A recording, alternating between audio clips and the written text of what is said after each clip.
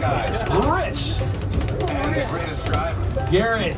You're the best. I love that. Even though Rich. you owes me $5. It's awkward. I know you guys are excited to get on the tour, but first, a few safety rules. Thank you, Jimmy. Yes, I do have a few safety rules to go over with you. First, if you need guest assistance, if you have a medical emergency, if you drop something of value or you just can't wait to use the restroom, go ahead and pull that red emergency cord that runs along the center ceiling of the tram, and I will be back to assist you as soon as it's safe for me to do so. Otherwise, during the entire tour, please remain seated, keeping your arms and legs inside the tram at all times. The studio is private property.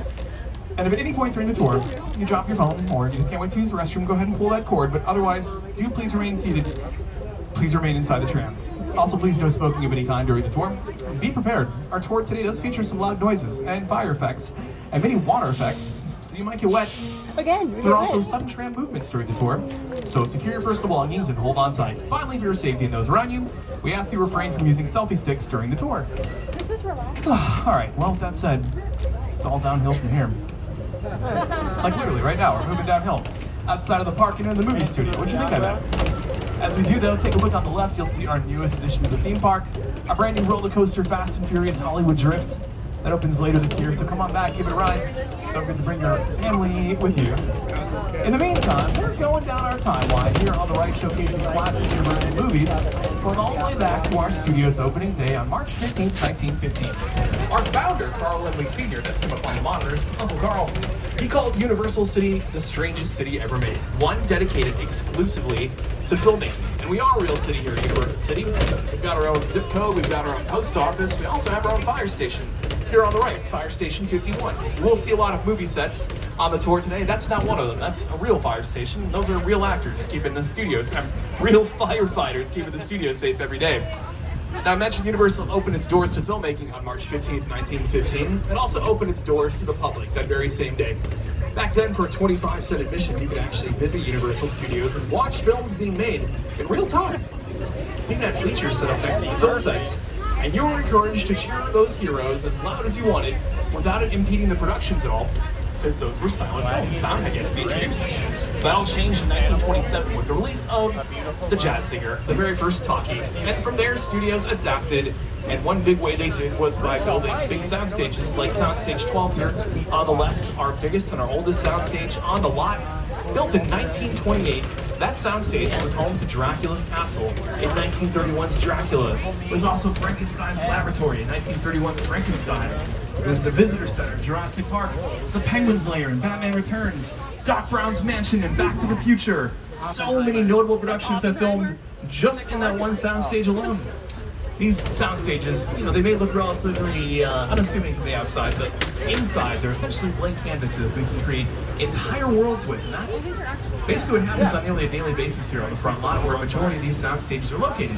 It's also roughly about 90% of production takes place. These sound stages on the left have been used recently for the fourth and final season of Bel-Air, which is a dramatic retelling of the 90s sitcom Fresh Prince of Bel-Air. Also, season 2 of Ted, season 5 of Hack, starring Emmy Award winners Gene Smart and Hannah Einbinder. Soundstage 9 was also the home to the infamous shower scene from Alfred Hitchcock's Psycho. You also use these sound stages for Leave It to Beaver, so a lot of history here. And you'll notice a lot of activity around here as well, because I mentioned we're actually production, studio, living, breathing, working every day, so you're going to see some active production out here. This is called Base Camp. Elements of Base Camp are various departments represented by vehicles and trailers, hair, makeup, wardrobe, actors, dressing rooms. So, soundstage 14 here on the left. I mentioned we can create entire worlds in our sound stages. 14 is no exception to that. We used it for NBC show Superstore, the store Cloud 9. It was also one of my favorite movies of all time film, John Carpenter's The Thing, which is a fantastic sci-fi horror film from the 80s. And if you ever saw that one, we built out the entire Antarctic research station right there in soundstage 14. It was also used in Jurassic Park. Very famous scene where Dr. Grant and the kids are up in the tree and that brachiosaur leans in and sneezes all over Lex. That was also filmed right there in Soundstage 14. So a lot of history, a lot of stories within the walls of all of our sound stages. And of course that history is both television and film history. Television has been a big part of the activity here at Universal for decades. The sound stages we're passing on the right have been used for television for many years. If you were on the tour back in the 60s and 70s, we were using sound stages like this for shows like Columbo, Night Gallery, Bionic Woman, $6 Million Man, Battlestar Galactica, Incredible Hulk, A-Team, Magnum PI, Law and Order, Quantum Leap, just to name a few. And as I mentioned, a lot of the television activity today as well. Season 2 of The Paper recently wrapped. Going to start up Season 3 pretty soon. Stuart Fails to Save the Universe, brand new show, which is a spin-off of The Big Bang Theory. It's a single-camera spin-off. So Big Bang Theory is a multi-cam sitcom, live studio audience, laugh track. Stuart Fails to Save the Universe will be a single-camera spin-off. It's going to have a very different tone and feel to it. That'll be out very soon, so keep an eye out for that one. And this guy on the left also knows a thing or two about television. It's Ted, who has a show on Peacock called Ted. And Ted's welcoming us to the production bungalow spaces here, where a lot of the top production companies in Hollywood have their offices, including Seth MacFarlane's production company, produces Ted. Also Kevin Williamson's production company that produces the Scream franchise. Scream 7 is recently in theaters. Mark Platt Productions, who produces the How to Train Your Dragon franchise, as well as Wicked. And this is where a lot of pre-production and a lot of development happens. And that's pretty much everything that happens before those cameras first start rolling. It could be, finalizing the script, casting, working on the production budget, the shooting schedule. All of those are elements of pre-production. They would happen in these offices. Once upon a time, these bungalows were essentially apartments of sorts for our actors. Back in the contract days, 30s and 40s, actors like Doris Day, Rock Hudson, Jimmy Stewart would be here when they were not on set. You're actually going to see Mark Platt Productions' office right on the left, because there's a big green Wicked balloon right out front, right there. Another production company that has their office here is the De Laurentiis Company, who produced Blue Velvet and Pumpkinhead and Maximum Overdrive and Transformers the movie, Evil Dead 2. And their bungalow is 5195 here on the left, and there's also a very familiar silhouette on the side of their bungalow. The silhouette of Alfred Hitchcock, because that was Alfred Hitchcock's office when he was here at Universal, working on some of his classic thrillers.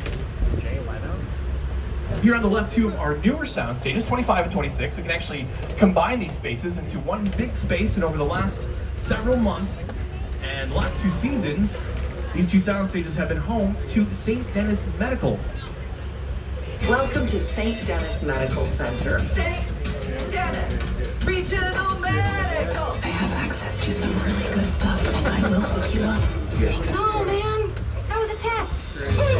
Like the Avengers, We're not supposed to have favorite patients, but we do. I almost don't want them to get better. Pale, kind of blotchy. It's the other one. Oh my God, that's much worse. Wow. It's a very funny show. If you have not seen it, you might want to make sure that you have a doctor nearby. It'll have you in stitches. But thank you. Sympathy laughs. Those 2 scenes we watched, filmed in those sound stages over there on the left. The exteriors of St. Denis Medical use our Metro set here on the right. One of the most important and versatile sets on our back lot, and in fact, the exterior location of St. Denis Medical is immediately here on the right. It's a very contemporary hospital-looking location. So what we would do is have our cast going in and out of those doors, and we would match that footage to the footage filmed on the soundstage next door, because behind those doors is mostly just empty space.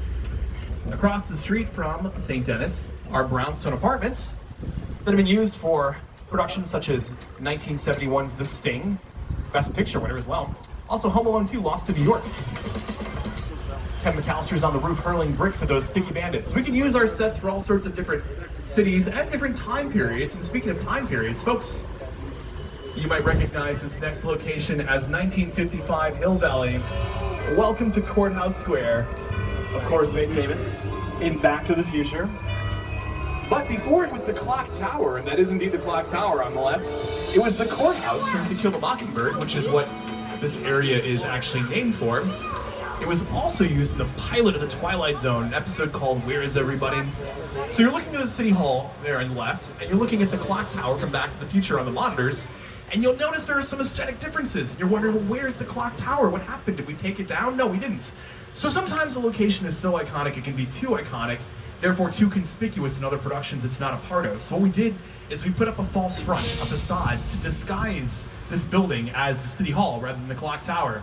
But behind that false front is the clock tower, and behind the clock tower exterior is the courthouse from To Kill a Mockingbird. And behind that, not much else. That's never been a full building, just layers of those false fronts. So we're going to leave the friendly charm, small town vibes of Courthouse Square and head to the big city. Welcome to New York, specifically our New York street, which has also been home to so many notable productions over the years. For instance, we've filmed Transformers here, Fast and Furious presents Hobbs and Shaw, Captain America, the First Avenger, as well as Moonwalker, Dick Tracy, the Blues Brothers, in that case it was Chicago. There's also San Francisco in the 1970s crime thriller Dirty Harry, starring Clint Eastwood, a movie that's very famously set in San Francisco, but that most iconic of scenes, "Do you feel lucky, punk?" was right up the road on our New York street. If anyone's fans of Spider-Man 2, the theater we're passing here on the left was the theater that MJ had her show, that Peter Parker showed up late for, promised to buy her a cheeseburger to make up for it. So you can use our New York street for New York, Chicago, San Francisco, all sorts of different productions have used this set for television as well as film, commercials as well, very popular with commercials. And we use this location rather than filming on location because it's a controlled environment, which means we can control all sorts of elements of production here that are much more difficult to do out in the real cities. For instance, all the material that you see here and all of these exteriors, all the stone, all this brick, it's all lightweight material, it's all plaster, plastic, that sort of stuff. And we use those materials, A, because we want these buildings to be easily revisable based on what the production calls for, but also a lot of those credits I mentioned are very action-focused productions. So if we have a scene where, say, in Transformers, a car goes careening into the side of this building, or say, you know, one of these buildings is set on fire, or something blows up, it's much easier to control those very action-oriented scenes, and much easier to rebuild these buildings here on the Metro set instead of a real city where people actually live and work. We'll talk more about things we can do on our Metro set in just a little bit. We're gonna leave the urban jungle behind for now and head up the hill to the primordial depths of Skull Island. If that name sounds familiar, it's the home of one of our most recognizable mascots, King Kong, a character that is synonymous with Universal, but actually got its start at RKO Studios. As we reach the top of the hill, you can take a look on the right and see some of those remnants of the other older studio tour days, including the collapsing bridge and the runaway locomotive. With that said, here is director Peter Jackson to welcome us to Skull Island. It's the original King Kong that made me want to direct movies. I saw that movie on TV when I was about 8 or 9 years old, and I wanted to become a filmmaker. I like films that just take you away from your real life and sweep you up an adventure. And to me, Kong literally does that. I mean, you're on board the ship, you're sailing to a lost island, you're encountering monsters and creatures from, you know, prehistoric times. That's right, adventure does await us, but so do a lot of those ferocious creatures. So everyone remember to stay seated. Keep your arms and legs inside the tram. Here we go, deeper into Skull Island.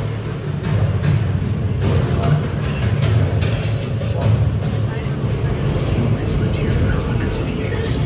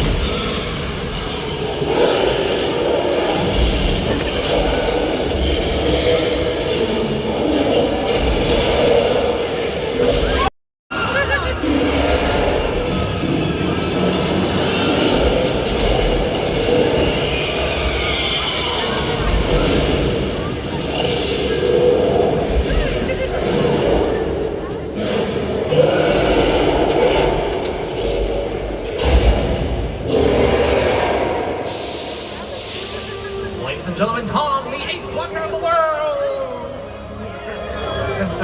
That was indeed King Kong 360, and I hope everyone's still here and no one got devoured by a T-Rex, because that comes out of my insurance.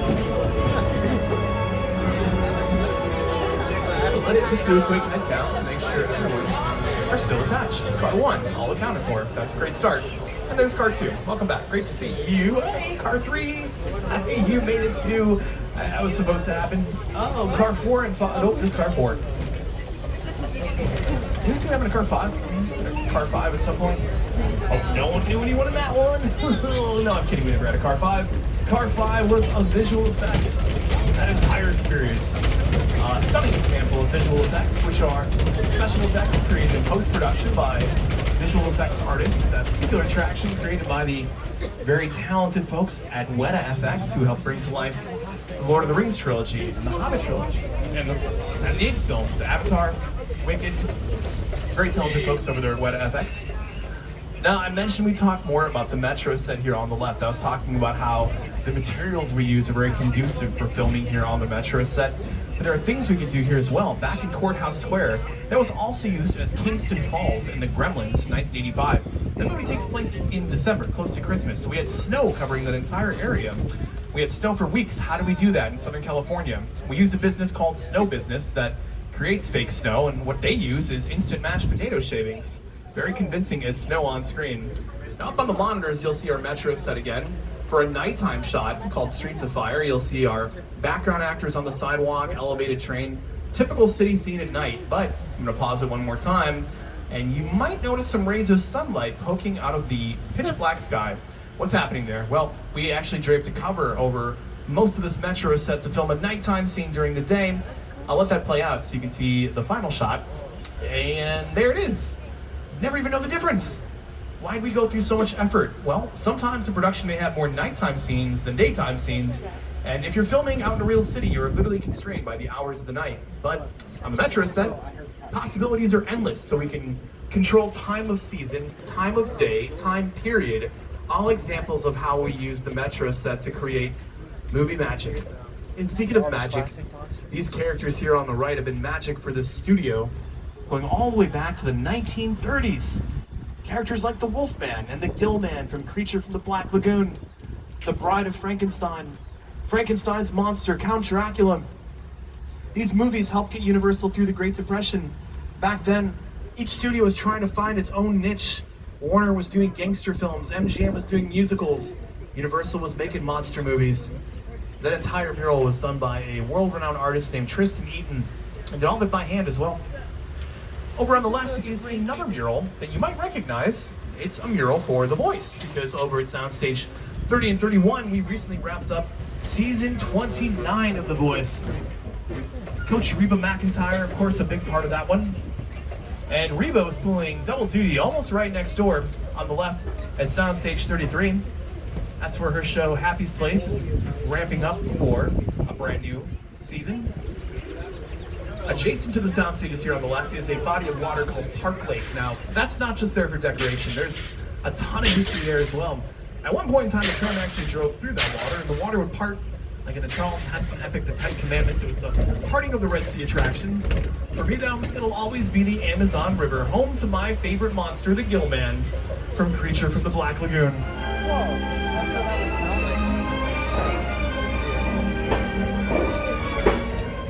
Pause it right there. You can see a mountain behind the Gillman. That's the mountain that's right in front of us. There's no mountains like that in the Amazon, but you know, back then audiences were pretty forgiving.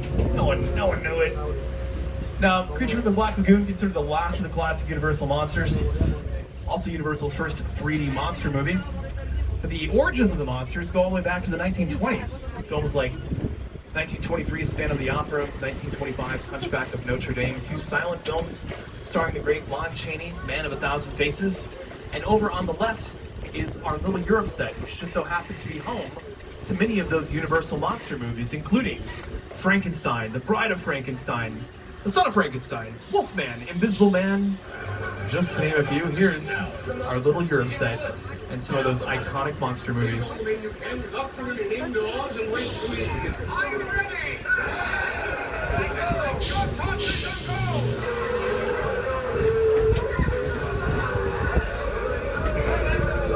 Now we've got to see some very iconic exterior sets, but we have not seen inside a soundstage yet. But that's about to change, folks, because we actually got the go-ahead to go inside one of our active sound stages.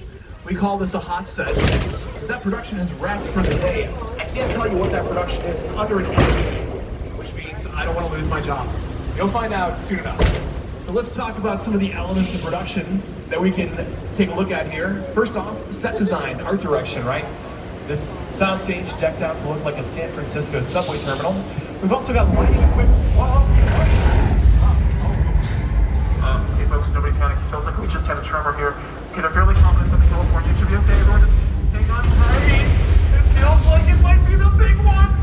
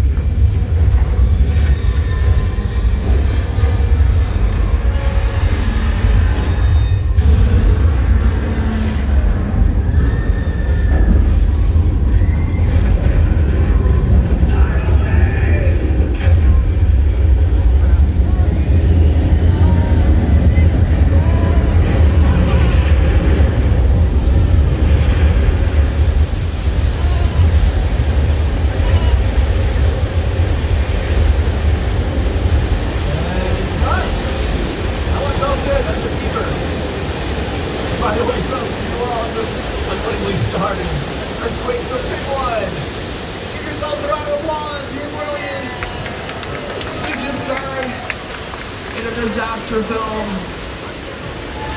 That was actually an earthquake attraction, which is designed to simulate what an 8.0 earthquake would actually feel like. And it's a spectacular example of practical effects.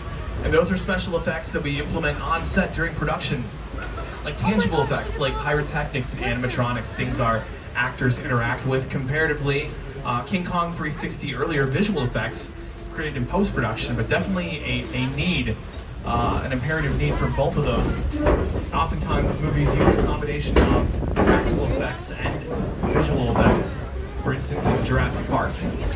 But earthquake attraction inspired by the 70s disaster film of the same name. And Universal's famous for some disaster films, including one about an East Coast town that's terrorized by a great white shark. So we're gonna head over to Amity Island, where some of those shark attacks took place. Now, those shark attacks are a thing of the past. That's all in the rear view right now.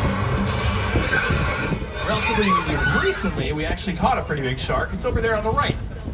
Now, I'm no oceanographic expert, but that's a man-eater right there. What is that, a tiger shark? I think it's a tiger shark. Anyways, water's clear. We've got, oh, no! I spoke too soon, folks. It's happening again. Oh no, where do these sharks keep coming from? Oh no, we got a person in the water. Who is that? Who's that? George, buddy, get out of the water. George, 12 o'clock, it's coming right at you. What are you doing? Not back in the water, in the boat. George, oh come on, don't be a hero. George, oh my goodness. George, taking this thing on. That's very gutsy of you. Oh no, there's George's gutsies right now. Oh jeez, okay, that wasn't great. I'm sorry I had to see that. Nobody panic. I'm gonna have Garrett move the tram behind this pier while we figure out what to do next. We should be safe next to all of these flammable barrels of gasoline. Oh no, folks, this is not gonna end well.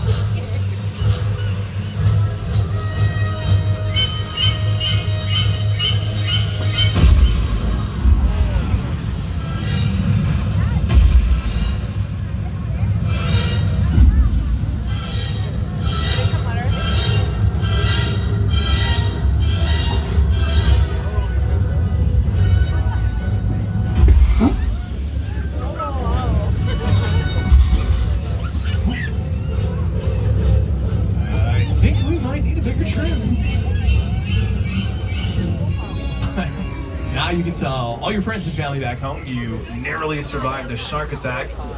Speaking of which, pop quiz. Can anyone tell me what kind of shark that is? Anyone? Great whites! You are 100% very close. It's a mechanical shark. Yeah, it's a mechanical shark. Turns out those are native to freshwater. They actually found that out the hard way back in the 70s filming Jaws. Turns out saltwater, mechanical components, not a great pairing. They filmed on location in Martha's Vineyard, and our mechanical shark Bruce sank right to the bottom. Jaws was delayed almost 6 months due to technical issues. The crew started nicknaming it Flaws, but it worked out for the best. Became the very first summer blockbuster of all time. Coined the term because people lined up around the block to see it so many times. Now, the weather here in Southern California is pretty nice all year round. It's why all the studios moved out west in the first place. They actually all got their start out in New York. And if you're wondering why, well, it rarely rains here in Southern California, so you don't have to worry about your production getting rained out. And back in the silent era, there were no sound stages yet, remember? So almost all filming was done outdoors. It's very dependent on natural light and good weather. But what happens when you need that inclement weather to provide atmosphere to your productions? Well, ta-da! We can create the weather using a very fancy system that you may have heard of called sprinklers. And we have the sprinklers positioned above the set outside of the frame of camera, and it propels the water into the air and then cascading down below very naturally like so. You barely ever notice these are artificial raindrops. They actually fall at a slightly slower rate of speed. They're a little bigger than normal raindrops. That's all just to make it easier to pick up on camera. And we don't have to canvas the entire set all at once, only wherever the camera lens is pointed. Most importantly, unlike real raindrops, once the scene's over, the director yells cut, we can turn them. I did not turn them off in time, or we're using way too much water. I can't turn them off. I'm sorry, folks. If you're in a blue seat, oh, you might get wet. Oh, they're all blue seats. Oh, I really gotta tighten up that spiel. No, I don't. That's our flash flood demonstration. It's actually the oldest one on the tour, going all the way back to 1968. And a very accurate depiction of how we create weather on a film set. Oftentimes, tumultuous weather.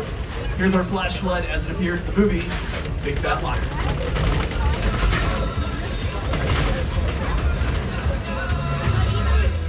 You can't outrun a wolf, kid! Yeah, what's me about that?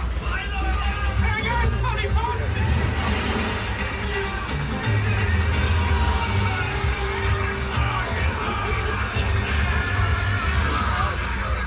Now from our old Mexico set to the Old West, welcome to 6 Points, Texas. This is a very old set going all the way back to the silent era.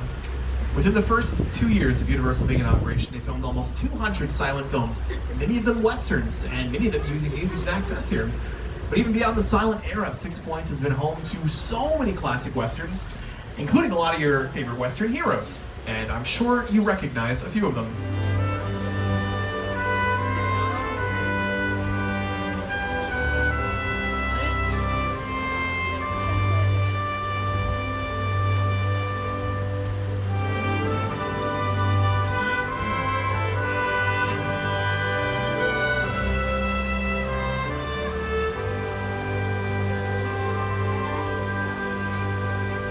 So I mentioned these are very old sets. We're actually doing some restoration work here on the right for parts of our 6 Point set. But they're not just a snapshot of a bygone era. That opera house we passed on the left, that's actually a practical set, which means we can film inside as well as outside.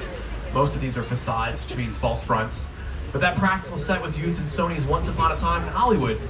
A scene where Leonardo DiCaprio's character is starring in the show Lancer, in that movie. Happened right over there in our 6 Point set. Also used in A24's magazine. So it's very important that we can get as much adaptability and reuse out of our sets as often as possible, because even though we are a 400-acre movie lot, that's a finite amount of space. And we've been around for a long time, so in order to hold on to our sets as long as we can, in the case of Little Europe and 6 Points, over a century, it's important that we can use them for a variety of different productions and genres as well.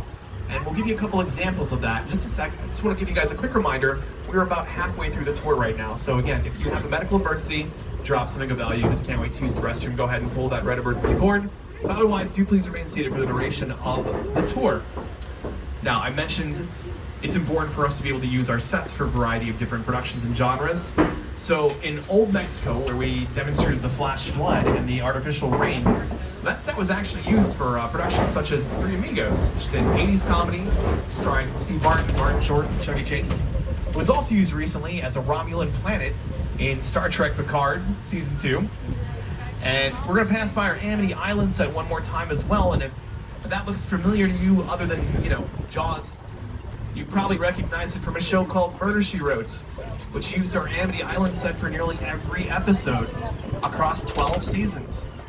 Actually, still says Cabot Cove, right around the boathouse, which is where Murder, She Wrote was usually set. Now, I mentioned we are filming. We are an active studio, not a museum, so on the left is a hot set, which means there was a real production using that particular street right over there.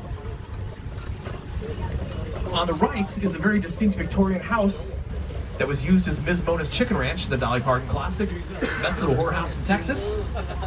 That very same house, also the Firefly Ranch in Rob Zombie's House of a Thousand Corpses. So once again, a lot of variety, a lot of adaptability using these sets for a multitude of different productions. Now, we're going to pass by the entrance to Colonial Street here on the left. One of the most heavily used sets on our backlot, currently something filming here as well. But that was Wisteria Lane in ABC's Desperate Housewives. It was also home to the Munsters, the classic Munsters series. It was used in both Joe Dante's 1989 movie The Burbs and our brand new series starring Keke Palmer, which is inspired by that movie. Now, take a look on the left, maybe. We had some goats out there earlier that were munching away on our grass to, you know, keep things looking tidy. Oh, you can still see them over there as well. They're so cute, hard at work. It's a veritable buffet. Ah, there's some more of them. So this is a great segue. We're on Wilderness Road right now, and these goats are helping us, you know, keep Wilderness Road a little more kept up. But the purpose of this road is to film all sorts of out in the remote wilderness type scenes without actually having to go to the Angeles National Forest, where there's no cell signal or electro sockets. So whatever's in frame is all that matters. So if we can keep a frame of an area that looks very remote, then that's exactly the purpose and practicality of our Wilderness Road. Now, I mentioned you might see some celebrities on our tour today, and you finally will right now here as we go through our picture car row. Some very famous celebrity vehicles, including one of our own glamour trams from the early days of the studio tour, but also some very popular vehicles from the Jurassic Park franchise. Tom Selleck's Ferrari from Magnum PI, Biff's Roadster from Back to the Future Part 2. We got some foot-powered picture cars from the Flintstones here. We even have some Transformers here on the left. Those robots are in disguise right now, but I recognize Bumblebee and Barricade. They're getting along. Robots and Decepticons, burying the hatch. Now, when I think about cars, I think about road trips you go on as a kid, your family, you drive for hours and hours, and eventually you gotta pull over and take a rest. Sometimes at a very shady roadside motel, like the Bates Motel. Psycho. Now, they say the proprietor of the Bates Motel, Norman Bates, is a bit of a psycho, but I don't think that's a fair rap. I think he's just overworked. He's got a very overbearing mother. He's running this entire motel by himself. Speaking of his mother, she resides permanently up here on the left at the Bates Mansion, which is indeed the actual house from Alfred Hitchcock's 1960 horror thriller Psycho. Wow. Sometimes you can see Norman's mom peeking out from the second floor window. She's got a face only a boy's mother could love. Oh, hello, happy belated Mother's Day, Mrs. Bates. You know, it's probably best we get out of here before Norman comes back, tries to check us all into the Bates Motel permanently. Norman's got a very quick temper, and he's prone to some very unfavorable acts of violence. But I would be angry if I were Norman as well, if my backyard looked like this. Welcome to the airplane crash site from 2005's sci-fi epic War of the Worlds. Here's director Steven Spielberg and production designer Rick Carter to tell us more.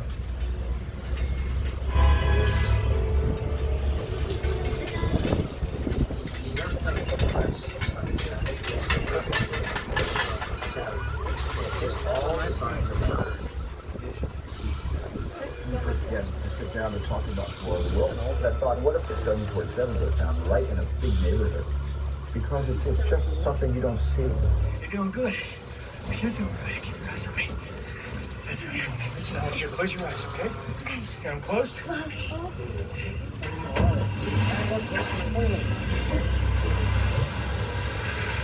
Robbie, get in.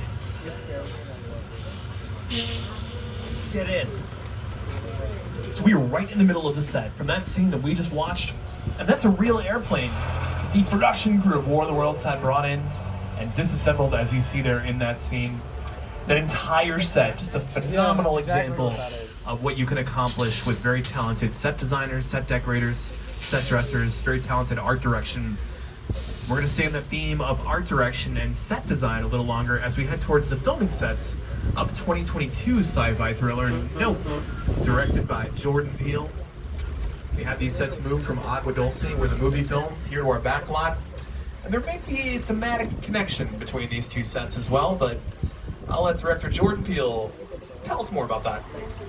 Movie magic only happens when a team of collaborators, often in the hundreds, work together to take an impossible notion and bring it to life. This is Jupiter's Claim, a nostalgic, small-time Southern California amusement park owned by former child star Ricky Juke Park.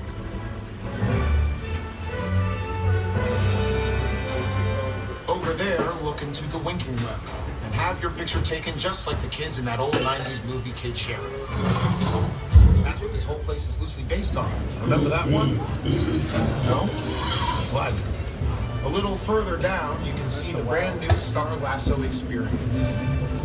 Built to showcase an unbelievable new live show. It's not looking so bad. Anyway, behind this Hollywood fantasy of a gold rush frontier town lies a sinister secret. It is smack dab in the center of a UFO hotspot. Welcome to the world of no.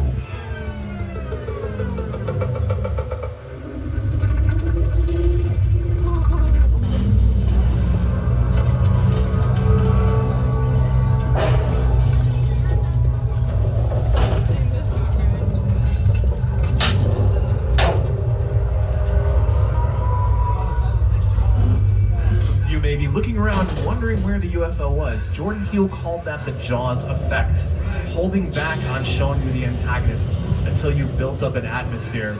And that's exactly what happened in Nope, but you heard it. And sound design is another very important element of any production. And sound design was used to really great effect in the movie Nope by building up that atmosphere before you saw Jean Jacket, who was the antagonist extraterrestrial from that movie. Sound design, of course, a very important element of any production. Layering with elements of post-production to create a final product.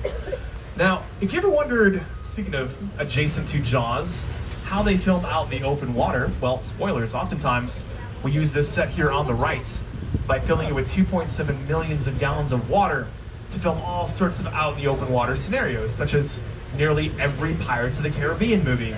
Also, Jaws the Revenge, Jurassic Park, Bruce Almighty, The Truman Show. So here's Jaws the Revenge. That boat's real, that water's real, those clouds painted on that giant blue screen over there. And later on, as visual effects became more sophisticated, we artificially composited false horizons on that blue screen. For instance, in the movie Sully, when the plane landed in the Hudson River, that was right over there on the right in Falls Lake. So that plane's real and that water's real and that backdrop of New Jersey added in post-production using that giant blue screen. And when we needed to show the New York side, we just spun the plane around. It was on a platform, and we can use that one blue screen for 360 degrees of panoramic shots by splicing those scenes together. It's a wonderful marriage of visual effects and practical effects. And folks, like all great productions, this one is coming close to its grand finale. I know, the time flies when you're having fun. And the tour has changed a lot over the years, but you know, at its heart, the goal's always the same, and that's to pull back the curtain a little bit to show you how movie magic is made. And everything that we went through together, whether it was the visual effects of Kong or the practical effects of Earthquake and Jaws, the sound design, weather demonstration, those are basically one-to-one processes that we use every day here on the lot to make all those TV shows and movies. So I hope this tour has not only entertained you, but also inspired you, just like it inspired Steven Spielberg. My entire career began with my relationship with Universal Studios just as a high school kid on a tour bus. Remember, in those days, there weren't trams, there were buses called the Gray Line Tour Bus. And I was so excited and thrilled to be on the lot. This was my first time ever on a movie studio lot. And during a bathroom break, I hid in the bathroom, and when everybody left to get back on the bus, I waited another 15 minutes until I'm sure the bus left, and then I had the entire lot to myself that day. And in those days, movie lots were so crowded because all movies were made on film lots. Today they're made all over the world, on locations, but most of it was focused in those days, in the 60s, on the film lots. So nobody noticed me when I was going around from soundstage to soundstage, and I really felt, in my own young way, I owned the lot and had the most amazing day of my life. And while we don't condone our guests from sneaking off the tram like Mr. Spielberg, we do hope you've had an amazing time on the studio tour today. One last fantastic view of our lot and our neighbors, the heart of Hollywood. We call that the martini shot. That's often called the last shot on a film set. And that's our last shot of the tour. I want to thank you all so much for taking the tour today. It's really been my honor to be your guide today. And speaking of thanks, we all give our driver, Garrett, a big round of applause and say thank you, Garrett. Thank you. Would have been a very stationary tour without him. Yes, thank you all. To my annual pass holders, my first timers, everyone in between. We'll be reaching the plaza in just a few seconds. When those gates come up, please watch your step. Please take all of your personal belongings with you. I'll be in the plaza as well afterwards. If you just want to come up and say hi or you have any questions, you can go to universalpicturesathome.com to purchase any of the titles we talked about on the tour. For the remainder of your time here at Universal Studios, please have the best time possible. It is a perfect day. I think the only thing left for me to do at this point is kick it back to my co-star, perhaps one more time, to play us off. Well, I can't believe it. We've made it to the end of our tour, you guys. How about Rich and Garrett? Weren't they the best? Yeah, they were the best. Oh, thank you. I'd like to sing you a little song I made up. I was just 5 years old. It's called Tramtastic. We had a real good time together. But now the ride is done. We saw some crazy cool stuff. We had a lot of fun. Right? This tram has made its final stop. But don't be sad and blue, 'cause there's still one more thing that I'd like to say to you. Have a tramtastic day. Have a tramtastic night. Watch your step as you exit the tram, and everything will be alright. Come on, have a tramtastic day. Have a tramtastic night. Just watch your step as you exit the tram, and everything will be alright. Just the dads now, and everything will be alright. Just the moms, and everything will be alright. Just yours. Okay, have a tramtastic day. Have a tramtastic night. Just watch your step as you exit the tram, and everything will be alright. Yeah, thank you for coming to the Universal Tour, everybody. Get home safe. I've been on that tour so many times since I was a kid, and I just love it every time. The first time I ever went on the Universal lot, we did the tour. I grew up in Los Angeles, and that was like the place to go and see Jaws. I got my introduction to Universal Studios through the tour, and so then to be in the movies and seeing the trams drive by, it's very overwhelming. One of the coolest things actually about shooting for Universal is sometimes you get to shoot on the lot, and then you look over and it's like there's Jaws, or like there's the flash flood, and all those trams are riding around. It's the coolest thing ever.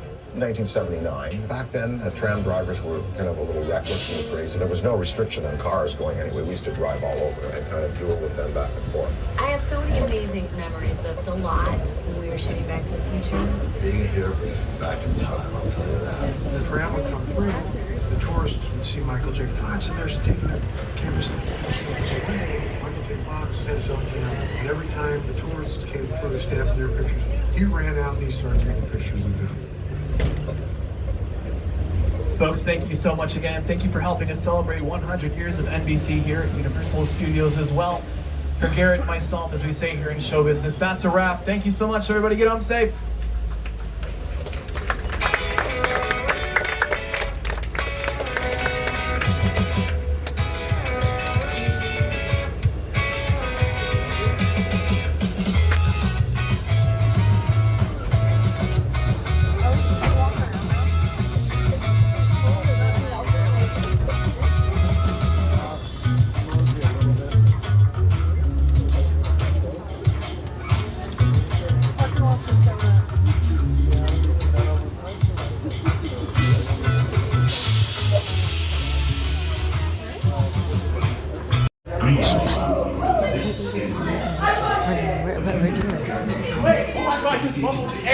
It's Bumblebee! And it's Bumblebee! And it's Bumblebee!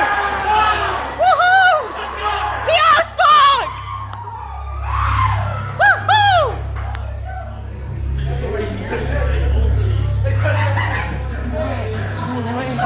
Entering the top secret base. Holy shit! Look at this! The Decepticons are attacking, and Iron Man's giving us a mission! We must do what Iron Man says, people! Look at this! It's the Autobot base! You can see all of this! Don't you see all of this? Look at it! Oh, look at this! It's the guy that people hate! Oh, we're gonna do it! We're not gonna stop! We're gonna keep on going! Hell, really? We're gonna do your job and save the day! Oh, that Decepticon is gonna get his ass whipped!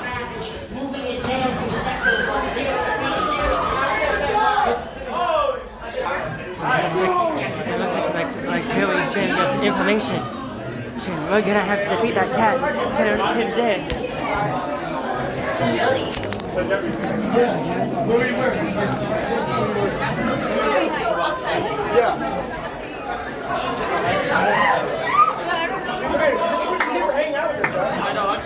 You should prepare yourself. It's loud and obnoxious on the ride of the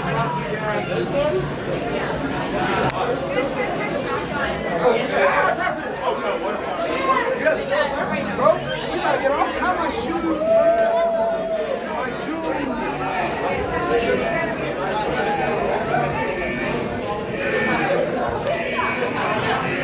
Hey, look, it's the big computer screen. We're gonna see everything that's happening on the screen.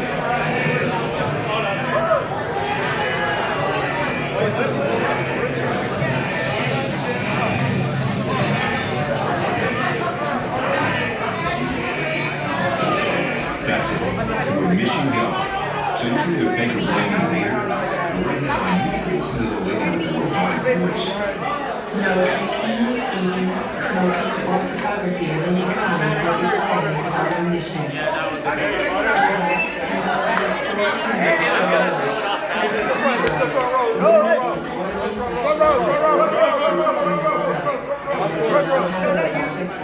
You kind of do. It's not a compliment, kind of. Supervise children, making sure that each child has their own seat on board either. There is a life restraint in every way. Do not be rigid until everyone in the row is seated. Stay clear of the next door, ladies in motion. Everyone should have a pair of protective eyewear. Wait until you are seated before putting them on. Keep hands and arms inside your vehicle at all times. Hold on to the load restraint at all times and remain seated because illegal extreme vehicles remain slowly with the utmost confidence. Just like your school today. I really hope you survive this day. I think you mean good luck.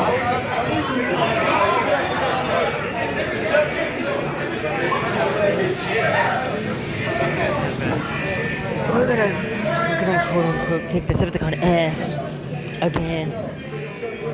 Don't try again. You figure it out.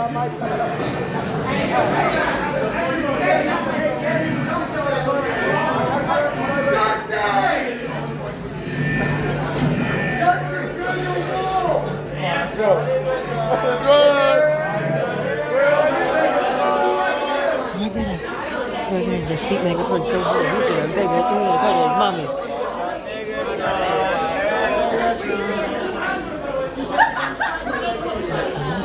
Maybe we'll talk about it. Okay. Hey everyone, so we just went on Transformers the Ride, and I gotta say that was good. I don't know if I have a voice or not. I probably might not have a voice when I get home. Actually, the Gluttony Kingdom and all, because yes, this vlog is gonna go straight to my Bee-lzebub channel because I had a feel like putting out my voice channel. So this vlog is gonna go on my Bee-lzebub channel. Editing would have to get made and everything. So yeah, but Transformers the Ride was good. It was awesome. We did it.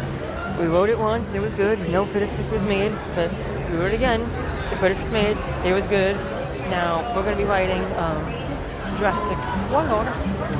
The ride.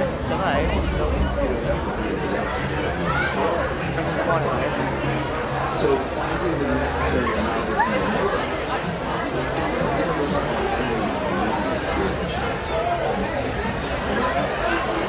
that's a walk. This is a walk-ass ride.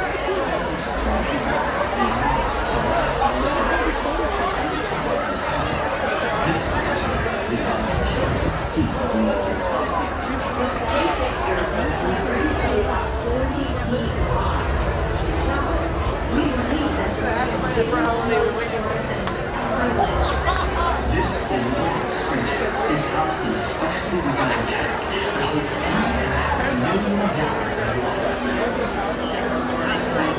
Most living dinosaurs believe Mosasaurus is near the surface of the ocean.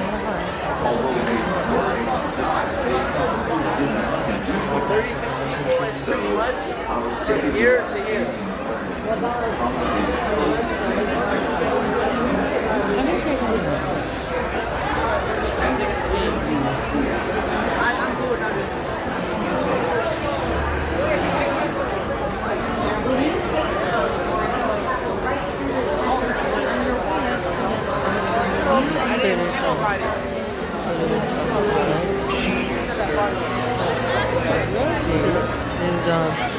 I will never have to go this far, but